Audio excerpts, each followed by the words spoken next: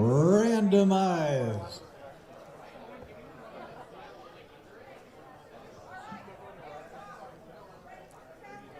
Three, two, one, go.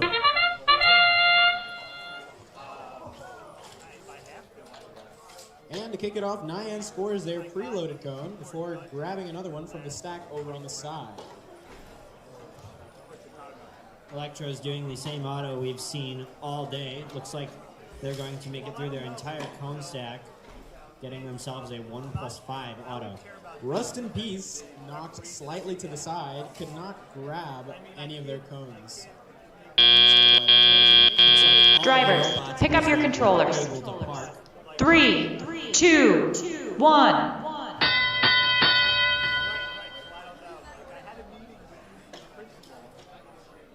Electro, starting off with the cone that they missed over by the side, seemed to be going for the junction closer to the blue side. Looks like already the Blue Alliance and the Red Alliance are starting to fight over junctions. This is a territory war that really might determine the match.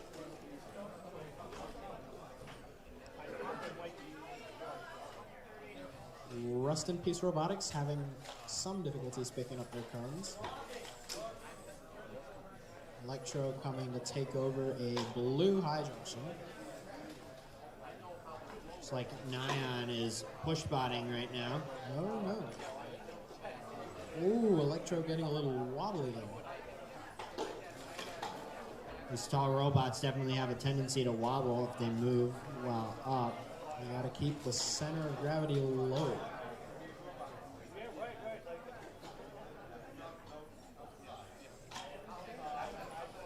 Nyan push-botting over to the blue terminal on the far side.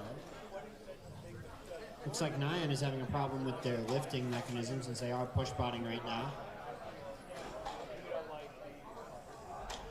With a sufficient amount of cones in the corner over there, I think definitely shows just how capable they are as a team, that they are able to switch that quick. knocked over their beacon on the ground junction after having scored it.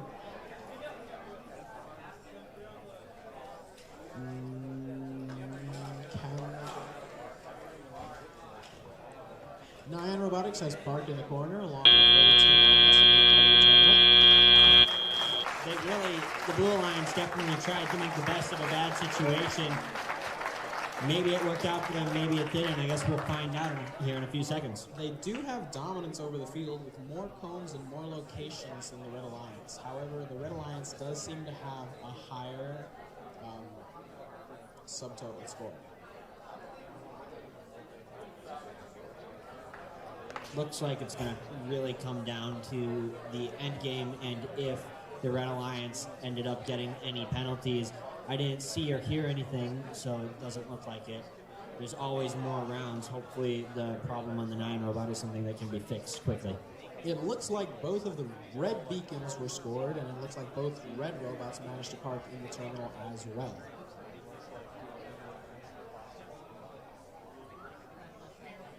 Red Alliance managed to score 18 cones on the high junctions, while Blue managed half that at 9.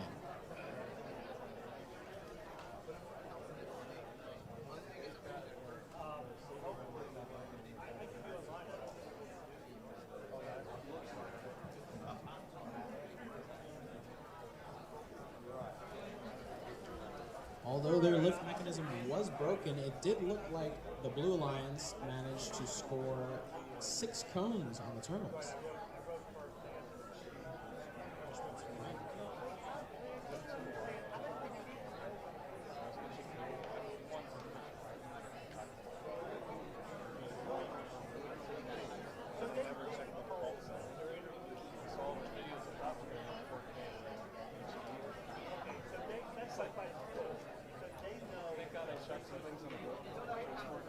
We also have to mention that the Red Alliance managed to score 5 cones during their autonomous period, despite the fact that Rust in Pieces' robot was unable to score.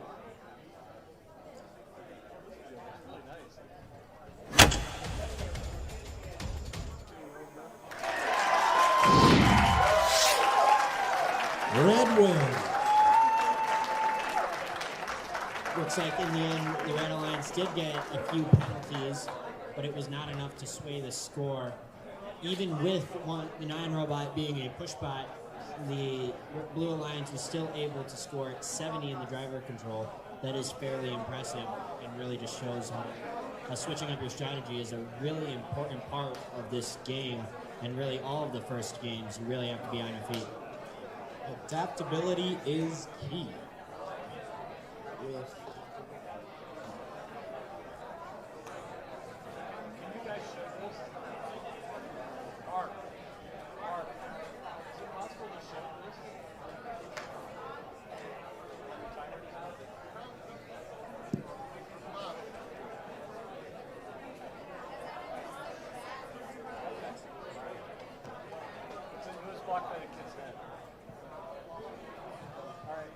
We'll get back to you on what that penalty was against the Red Alliance.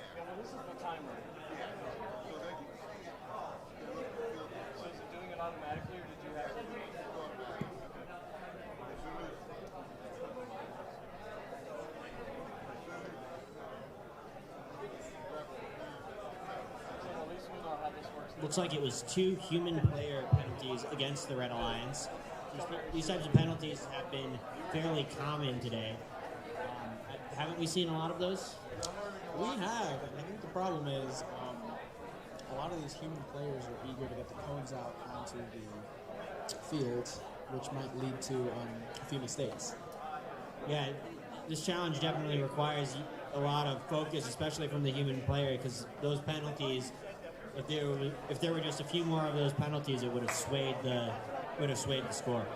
It reminds me of the duck turntables from the Freight Frenzy game. Remember that? The human player then had to be really precise with their timing in order to maximize the amount of ducks that they could score. Yeah, we ended up getting a lot of penalties at N-Cube for that, from that duck table. Oh yeah. Timing was essential. Yep.